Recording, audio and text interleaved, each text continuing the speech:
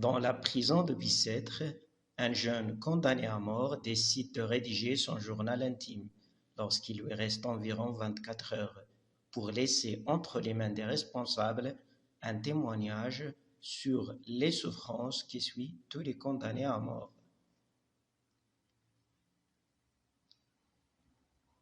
Il est jeune, sain et cultivé, car il lit le latin.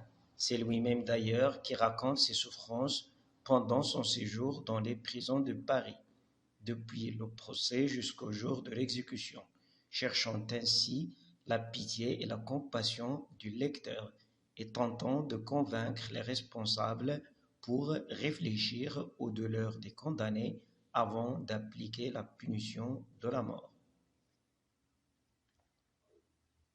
Alors, il commence par évoquer la sentence horrible prononcée par le juge condamné à mort, puis il compare sa vie dans le passé quand il était libre et heureux, contrairement au présent où l'idée de la mort est la seule qui préoccupe tout son esprit et l'accable.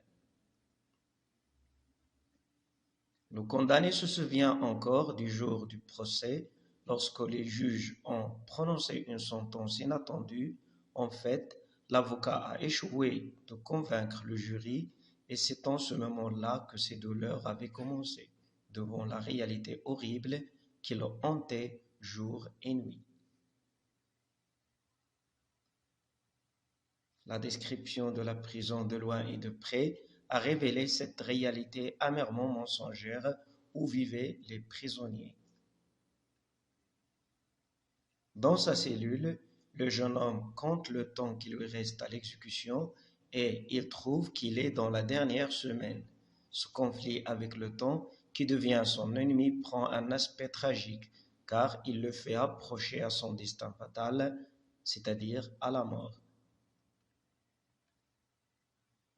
Ce qui inquiète trop le condamné, c'est sa petite-fille Marie, qui a seulement 3 ans et qui sera une orpheline au nom de la justice, car la mort de son père est inévitable puisqu'il vient de faire son testament. Une société qui tue un père d'un enfant de 3 ans est une société inhumaine et criminelle. Se résignant à son sort, le condamné décrit sa petite cellule et relit les Écritures et les noms des condamnés tracés sur les murs. Un jour, il assiste au ferrage de certains prisonniers, les forçats qui sont condamnés aux travaux forcés, qui vont être transférés à Toulon. Ce spectacle a montré la sauvagerie de la société.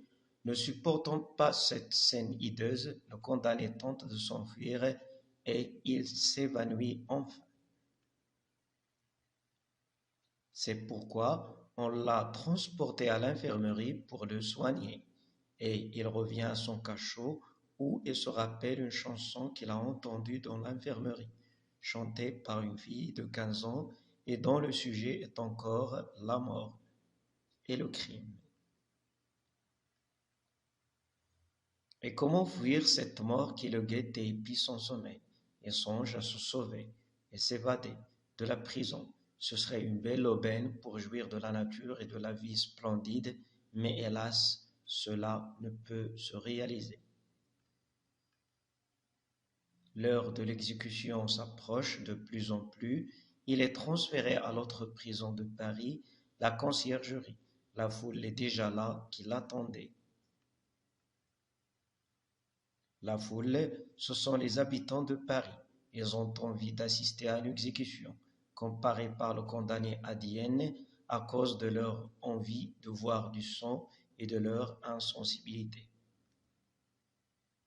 Dans la conciergerie, il rencontre un vieux prisonnier qui lui raconte son histoire. Il lui prend sa veste, ce qui enrage le condamné. Ensuite, on l'enferme dans une cellule accompagné d'un gendarme, peut-être pour l'empêcher de se suicider, mais on lui apporte une table et une chaise pour pouvoir écrire. Il reste 6 heures seulement pour l'exécution. Le condamné s'adresse à sa fille et lui avoue son amour dont elle sera privée après sa mort. Alors, il espère obtenir la grâce. Mais la visite du prêtre pour le consoler ne fait que croître sa colère, car il sait que ce prêtre n'a aucun sentiment de pitié envers les condamnés. C'est son métier qu'il fait pour tous les condamnés et c'est le métier de tous les jours. Oublier le présent et se réfugier dans le passé. Rêver par exemple à son enfance, c'est ce que le condamné tente de faire pour apaiser ses souffrances en attendant la mort. Cependant, la visite de sa fille Marie à la prison a évaporé tout l'espoir qu'il a gardé pour mourir heureux au moins, car la pauvre fille ne l'a pas reconnu. Cet homme, privé déjà d'être un père, pense qu'il mérite cette mort qu'on lui prépare. Finalement, il est transféré à l'hôtel de ville où on lui fait sa toilette, ou bien la toilette.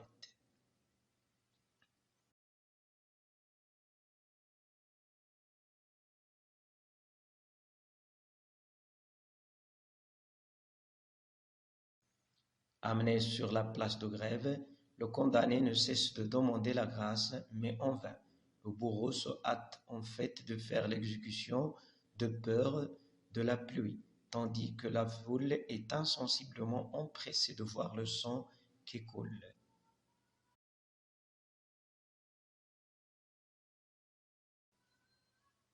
À 4 heures, le narrateur s'arrête de parler, c'est l'heure prévue pour l'exécution.